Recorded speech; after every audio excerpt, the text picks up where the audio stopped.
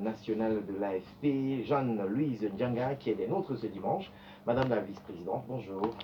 Oui, bonjour. Merci de m'avoir invité encore, de m'inviter encore une fois.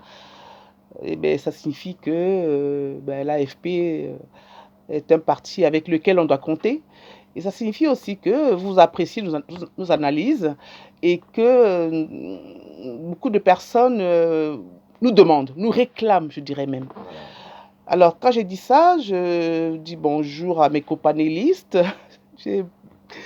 Monsieur Yimkwa m'a fait un peu sourire tout à l'heure parce que il a dit bonjour à tous ses amis du bottin mondain. Oui. Voilà, les amis du bottin mondain. Bon, dis-moi qui tu fréquentes, je te dirai qui tu es. Bon, chacun peut fréquenter qui il veut, il n'y a pas de souci. Ouais. Mais quand vous reprochez aux autres de dire bonjour à leur président national, moi je dis bonjour à mon président national, monsieur Cyril Sambaka. Oui, bah c'est de bonne guerre. Voilà, il n'y a pas de guerre qui tienne. Je dis simplement que quand vous dites bonjour au préfet, au maire, quel est votre projet? C'est toujours la position le positionnement qu'on cherche comme ça.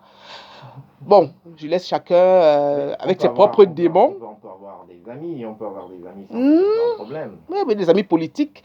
Quand on sait qu'en politique, il n'y a pas d'amis, et que d'ailleurs on en parlera tout à l'heure, de trahison, de ceci, il faut toujours rester très très prudent. Mais bon, je voulais dire quand même que si je dis bonjour à mon président national, c'est tout à fait légitime. Je n'ai pas dit bonjour au président d'un autre parti, je n'ai pas dit bonjour au maire, je n'ai pas dit bonjour à... Oui, c'est votre choix. Voilà, mais oui, vous monsieur. êtes libre de dire bonjour à qui vous voulez. Voilà. Absolument. Bon, merci encore une fois. Bien sûr que la personne vous écoute.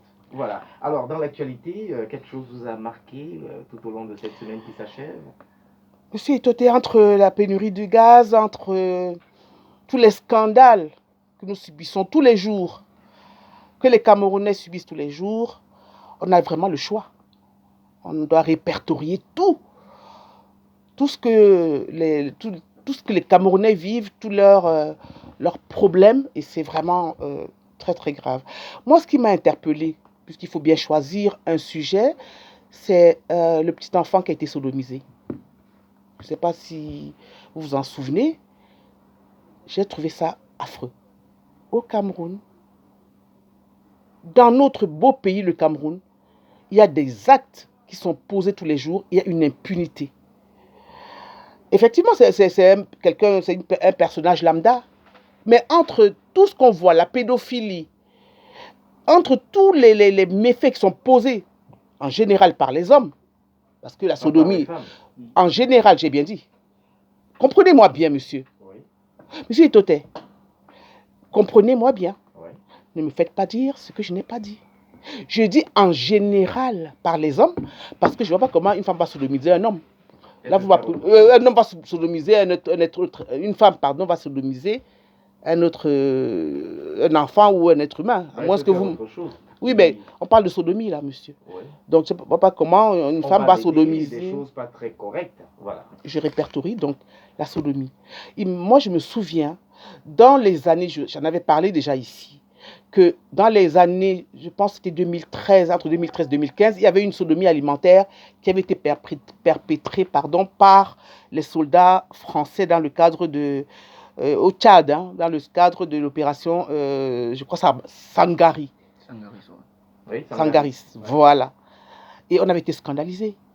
Pourquoi? Parce que c'était des étrangers qui venaient et qui commettaient des exactions alors même qu'ils venaient pour soutenir les populations. Après, on a vu qu'il y avait aussi les soldats tchadiens, il y avait aussi les centrafricains, enfin, il y avait d'autres soldats, les africains, qui étaient impliqués. Mais vous vous rendez compte, la sodomie alimentaire, c'est ce qu'il y a de plus grave, parce qu'on met en avant la nourriture, la base. C'est-à-dire que la base, et c'est ça que les Africains subissent tous les jours. Donc, la sodomie qu'a subi ces petits enfants, on aimerait avoir la suite de cette histoire. J'étais scandalisée. Un petit enfant qui va en vacances chez sa grand-mère pour la première fois, la pauvre, pour la première fois, elle accueille son petit-fils. Et un voisin se permet de le sodomiser. Ça signifie quoi? Ça signifie qu'il faut se méfier même de vos voisins aujourd'hui. Je me souviens quand j'étais gamine, les cousins, les cousines venaient dormir à la maison. Il y avait toujours des mélanges. On allait même dormir, enfin, pas moi, Pas nous, parce que bon, nos parents... Mais dans les quartiers, les gens se côtoient régulièrement, ils dorment ensemble, les enfants viennent passer des week-ends chez les tatas, les tontons. Aujourd'hui, on a peur.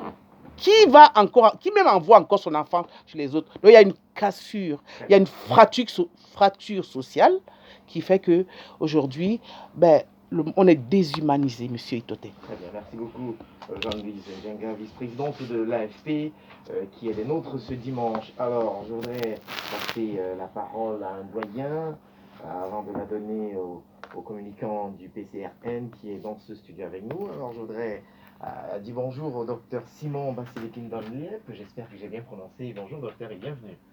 Bonjour, c'est bien prononcé. Mais Donliep, voilà. Entre Camerounais, je crois que